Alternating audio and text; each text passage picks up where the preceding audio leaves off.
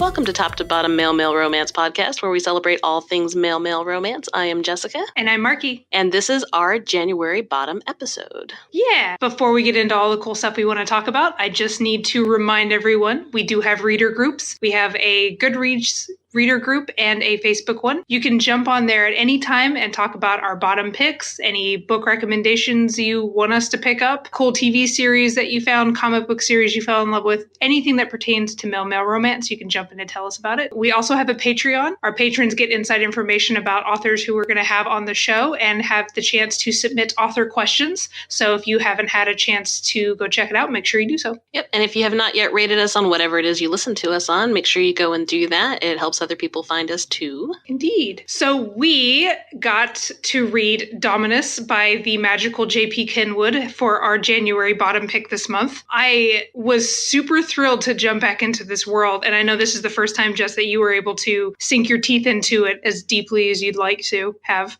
in the past.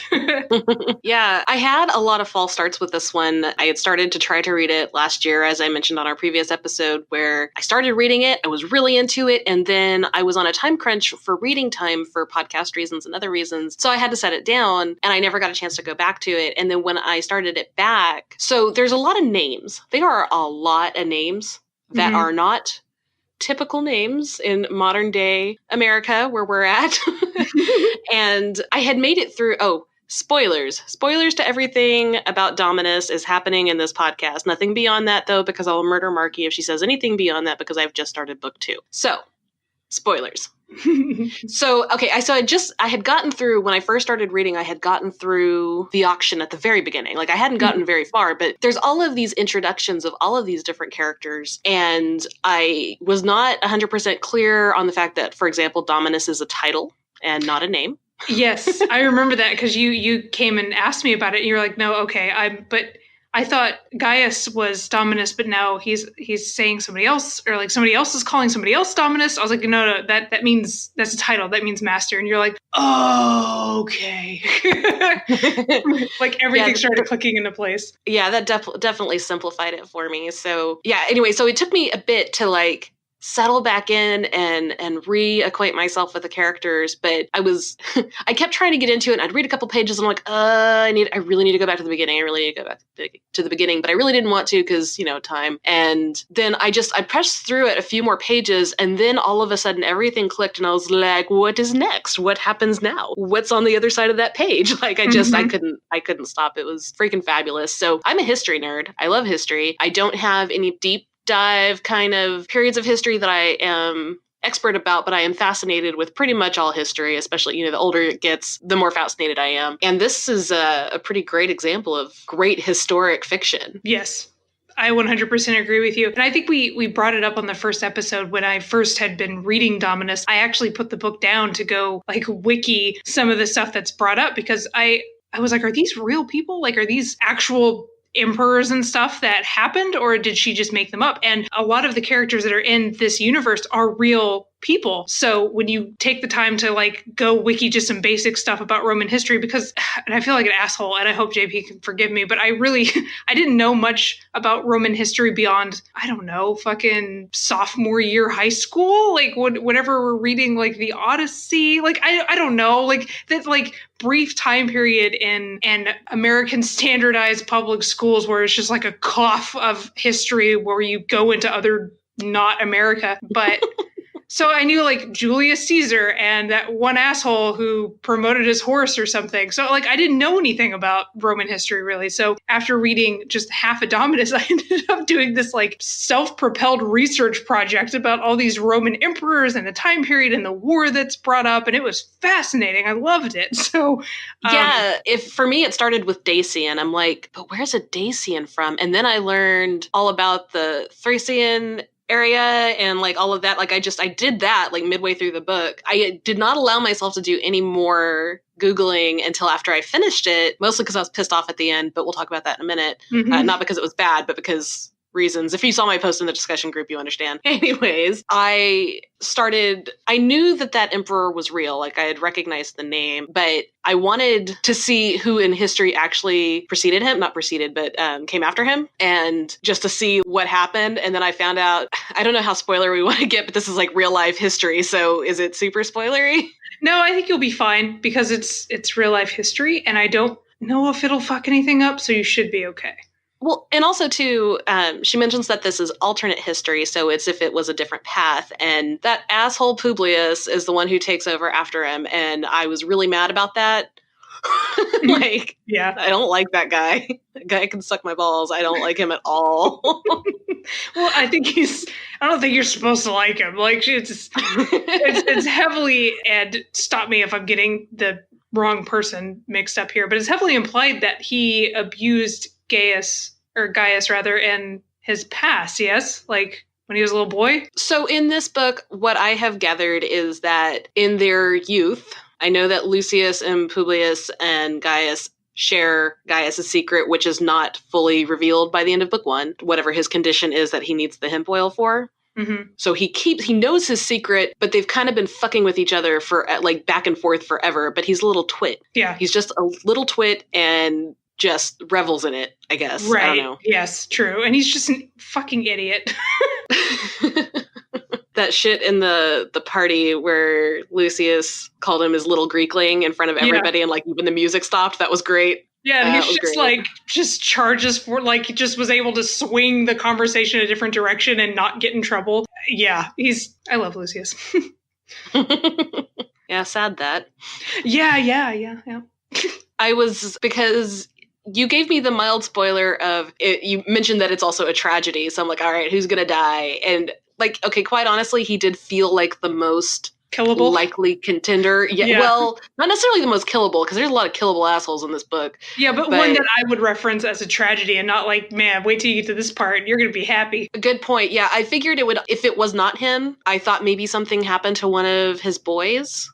To Nick or Simon, which I'm not entirely, don't say anything because I know you've read more, but like I'm not entirely sure that either of them are going to make it all the way to the end of the story. But then again, I don't know that anybody's going to make it to the end of the story. Well, that's what makes it kind of fun, because very rarely I'll go ahead and say it, very rarely in MM romance do you get a story where death could happen. Like, I think the only thing that, at least that I've read, where a major character has been axed, it was like Jex's series. And I won't say like who or whatever, but like that was another series that I was like, oh shit, that dude died? Holy crap, didn't see that coming. So with JP's, I wasn't expecting anyone to actually fucking die. It's a romance, or so I thought, And while the central plot is a romance, there's so much more shit going on in the story that it just basically the same thing happened to me as soon as I got done with the first one. And I forgot how I had found the first one. I wish I could remember the origin story of this, but I think it was recommended somewhere.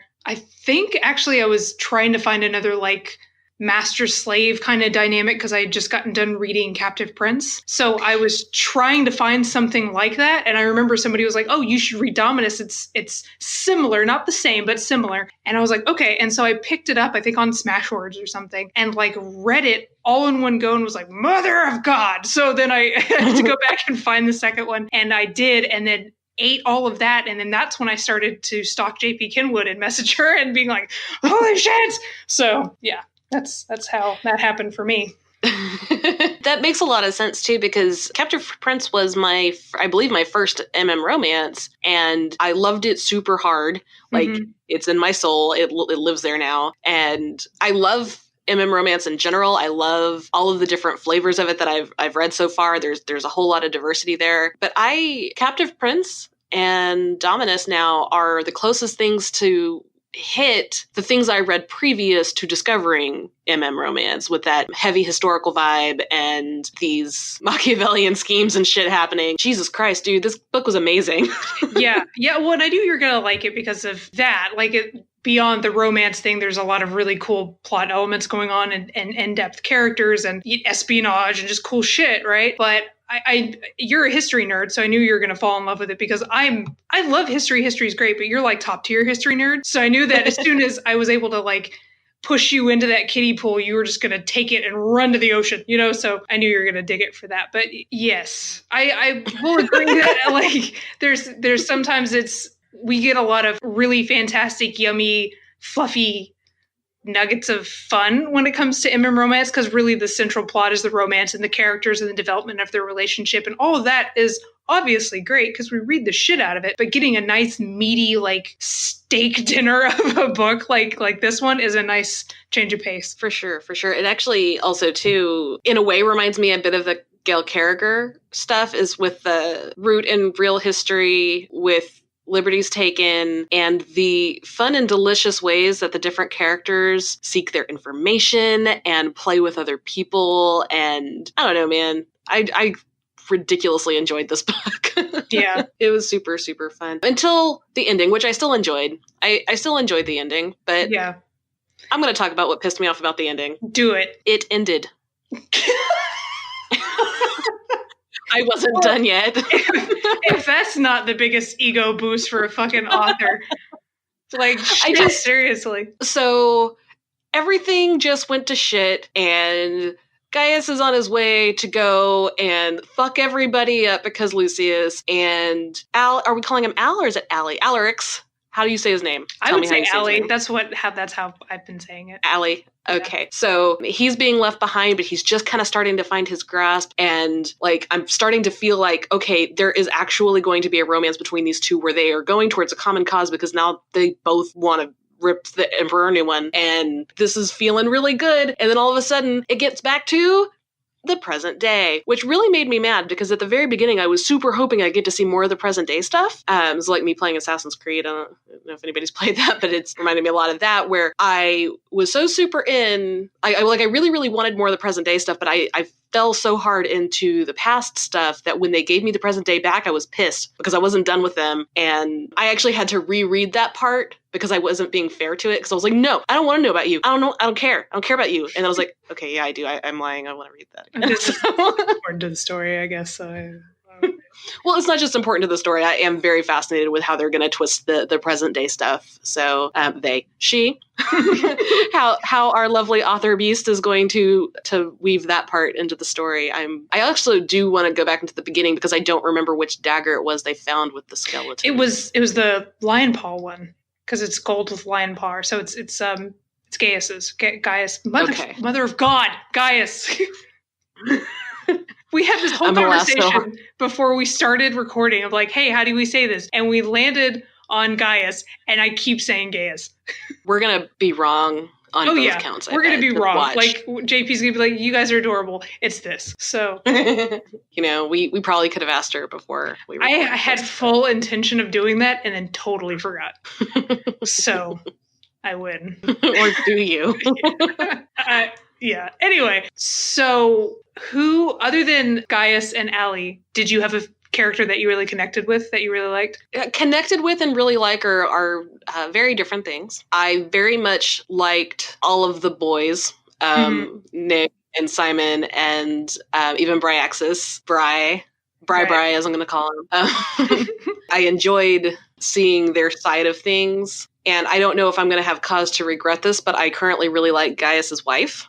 She seems okay, cool. Yeah, that cool. response makes me feel because I don't know. Everybody can like become traitorous at some point and fuck everything up, but I really like her because they're both. She's got her girls, he's got his boys, and like they live separately, but they appreciate each other when they're together, and they like each other very much and can get along real well, and like are both, I don't say mischievous or diabolical, but they're both kind of mischievous and diabolical together. Right. And definitely a power couple to me, for sure. For sure, yeah. I really appreciated that because we've talked about it many times before. It is tough to write a good female character in an MM romance because it's easy to make them the shrew. And we kind of have a bit of that in Callie.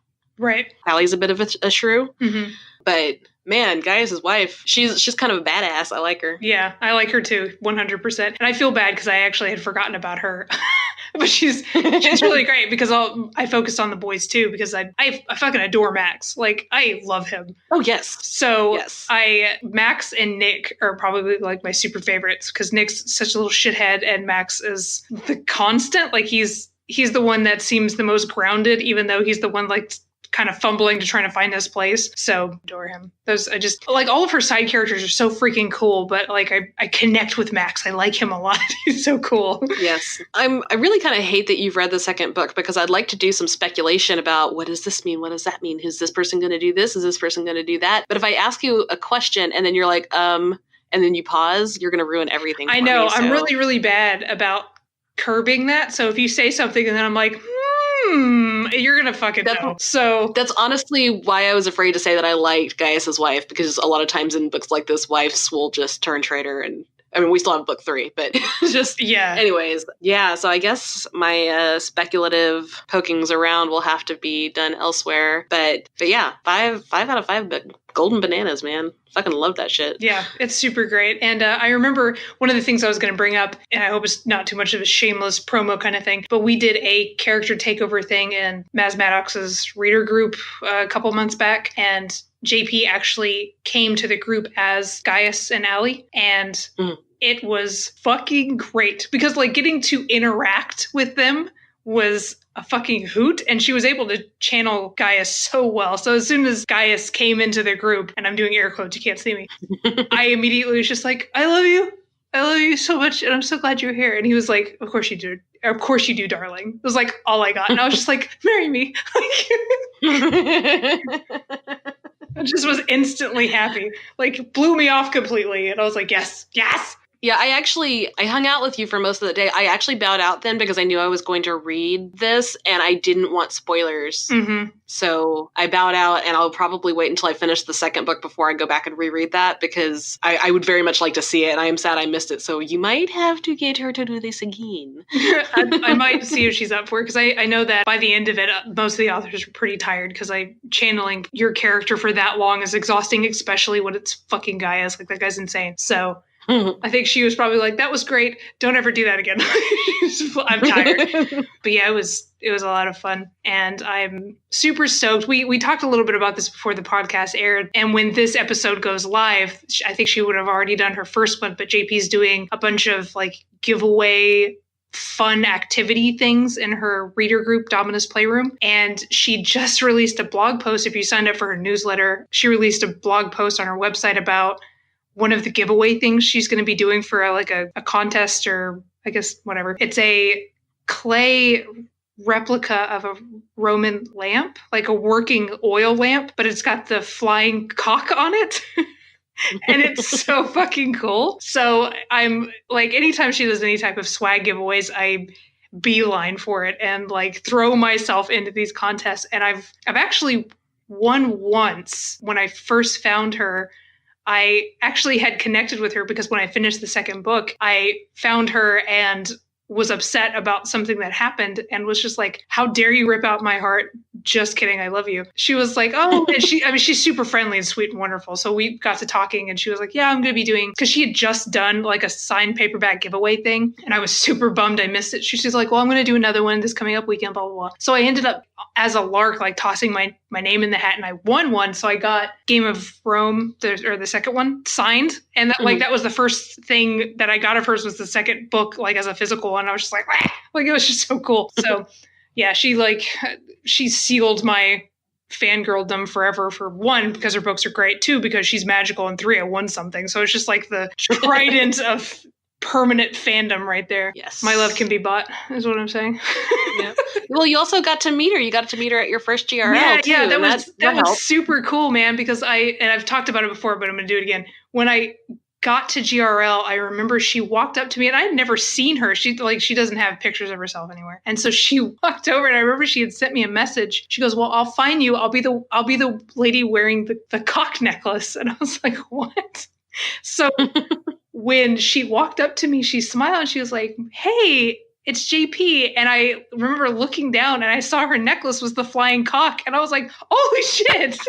You aren't kidding. You really are wearing that. So like she's completely unapologetic about that. Like she wears a erect cock necklace with wings just in her life. So it was just great. Nice. Yeah. Very nice.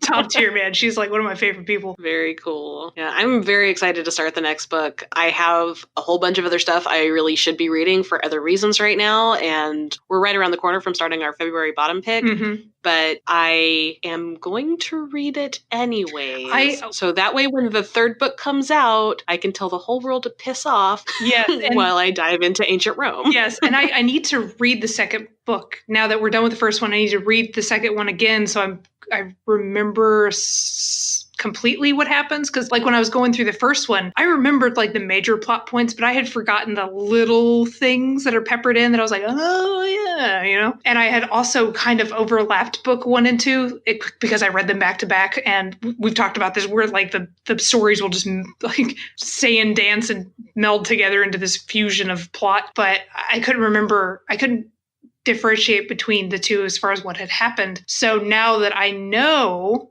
I can dive into the second one and be like, yes, these things. And then the third one comes out January 31st. She has put a date on that. So the cover's done, book's ready to go. January 31st, we can see what happens next. This is very exciting. Very exciting. And I can't remember how many books she said is in the series. I don't know if it's 3 or 4. I don't think this is the last one, but I don't know. My heart. All right. Well, that's okay. I will wait. Well, I'm not going to wait for these. I'm going to read these now, but right. I will be patient and wait for anything else she wants to write for me, and I'll read it. Another cool thing, after I finish a book, I do tend to go a little obsessive and like online stalkery. So I went and checked out her Facebook page and stuff. And if you like history stuff, she posts the coolest crap all over her page. Oh, yeah. Like the neatest articles about, you know, weird history stuff and like things that they're finding and like archaeological digs and stuff, like just fucking great stuff. I recommend checking that out if you like the history stuff. Very fun. Yeah, it is really cool. Like she posts some like really funny things about Roman history because she knows a lot about it. So she'll talk about weird customs and why certain things are certain ways, and like her chippies for Gaius and Ali. Gaius is standing with his like hand outstretched and his finger pointed up, and she was talking about how that was like either what the emperors or the generals did as like a sign of power or something. Like just like really cool. Like he wasn't just being cute, or that wasn't just like a random pose. Like all of this is on purpose. Like there's a reason he's doing this. And she also puts a lot of thought and history behind their nicknames. Like Gaius's nickname being, what is it, Rufus? Rufus. Yeah, being like apparently nicknames in Roman culture were a thing. Like they were part of who you were your nicknames. So when she was writing book 3, I think in her playroom, we all helped her like come up with somebody's nickname in Roman. So it was really cool. It was like she really pulls her fans in for that, but it's also cool because you get to see that extra layer of just Roman society things that you don't know unless you study it professionally. So it was really cool. Neat. Yeah. Fun facts are fun. Fun facts are fun. We did a pretty good job of filling a lot of space by just talking about the book. Yeah, I almost kicked this episode off as like January bottom or ranting about Dominus for 30 minutes. And I was about right. Yep, we're coming up on the half an hour, and it'll be less with editing. Yeah. And do we have anything else we want to talk about before we wrap up the episode? I mean, not immediately that comes to mind. Little things like I know that Sloane Kennedy just published her first MMMM romance. So that's 4 M's, and it's called Foreplay. I haven't had a chance to read it yet, but apparently it's pretty fantastic. I am pretty interested to see how the hell that works. Not just relationship-wise, but like the point of views, because in Sloane's books, she alternates point of views between the 2 or 3 characters. So 4, I'm like, is this going to be a mess? Like, how did she do this? I instantly thought you were going to go dirty with that. Like, not just the romance, but like, where does everybody put something? Yeah, like, yeah, that's a good question. Is it like, I mean, do they just stand in a circle and touch tips? Like, what do you do with that many wieners? So, I have some graphic ideas. A lot of things just flew into my mind. Yeah, no, I am interested to see how the dynamic of that plays, because I like the MMM romance stuff. Like, I think that's cool, and if it's done well, it's really captivating. I think Sloane and maybe one other person, I've read their MMM stuff, and it's great. Like, it's kind of taboo, and a lot of the times, like those characters trying to find the balance between all 3 of them making it work is hard to do without it sounding ridiculous or forced or anything. But she's really good about making the characters just click into place. So I'm gonna have to pick it up. I've got a road trip with my best friend coming up my other best friend, because you're my best friend, Jess. We're going to Florida coming up soon, and I'm gonna be in the car for like 2 days. So my plan is to download that one, and JP's book, the third book, comes out right before I leave, like the day before I leave. So I plan on downloading it and having just like at least those 2 books to devour while I'm on the road, because I'm gonna make Shan drive. So I'm pretty excited. You're a good friend. No, I'm sure I'll get a little bit, but she's one of those people that, like, we have full plans on us alternating road trips, and this is just how she is and how certain people are. She will get really bored if she's not driving. So I'll drive for like 2 or 3 hours, and then she'll be like, just let me drive because I'm bored. I can't just be in the car. I love being the passenger. I'll sleep and read a book, watch the birds. I don't give a shit. Just I don't have to be driving. Yeah, until we rent that fun car. We went to Houston. Was it to see Gail or was it to see Patrick Rothfuss? I don't remember, but we rented a car. And like I drove the way out there, and you offered to drive part of the way back, and I tried to get it back from you, and you're like, "No, I'm good. I'll drive. It's cool. I got this." I'm like, "Oh, okay." Well, because I think it's one of those things too. It's like, one, the car was really nice, so I think I just wanted to be in a nice car, like driving a nice car for a little while. And 2, it's like I didn't feel like getting out and like doing the whole switch places because we were making good time, I think, getting there, because I think we were just really fucking excited about getting out there. So I was like, nah, fuck it, dude. I'll just do the thing. Mm-hmm. We need to go for more signings. Like that was so much fun. Agreed. We don't have a lot of good places for it here, but that Murder by the Book in Houston they're good about signings, so we need to keep an eye out for people to go there. And is there any kind of, I mean, I know there's GRL, is there any other kind of gay romance convention type things? Not gay romance specifically. I know that some of the authors that we adore sprinkled into other things. Like I know Jex does a Polycon and FantasyCon and like one Fantasy Fest. Fantasy Fest, that's the one. So yeah. They're kind of sprinkled in, but it's not purely focused, which is fine. Like, I mean, we like everything, but GRL is kind of its own monster. The only other one that I know that's like that is Shimmer, which is a European con that's held in Amsterdam. And it's like that's a bucket list kind of thing. Like I would love to do that because I think Cassia Bacon goes to that one, and who else is going to be there? I think probably a lot of people. Probably all the European ones, and there's a lot. There are, but I remember American, right? Yes, I think that's the one I was trying to think of, because I was like, no, it's somebody we know, and I remember them posting about going, and they were excited. So yeah, a lot of really cool authors go to that, and it looks like a freaking blast. I remember, I think last year, Cassia Bacon won a rainbow teapot, which is the most gay and London thing ever. Like it's just it was fantastic. Yeah, that's a bucket list kind of thing. And I know that other than the 2 previous cons that I mentioned, Wanderlust is doing a book signing out in San Antonio in June. Oh, that's near here. That is near here. And I know that J.R. Gray and maybe 2 or 3 other romance authors are going to be down there. So if we're feeling froggy, maybe we could just drive down to San Antonio and do that. When's that? It's in June. It's like June, mid to late June. Far enough away from now that I can plan. Yeah, exactly. So it's one of those, like, if we could make it work, cool beans, we got some time to like kind of finagle it, but it seems pretty fun.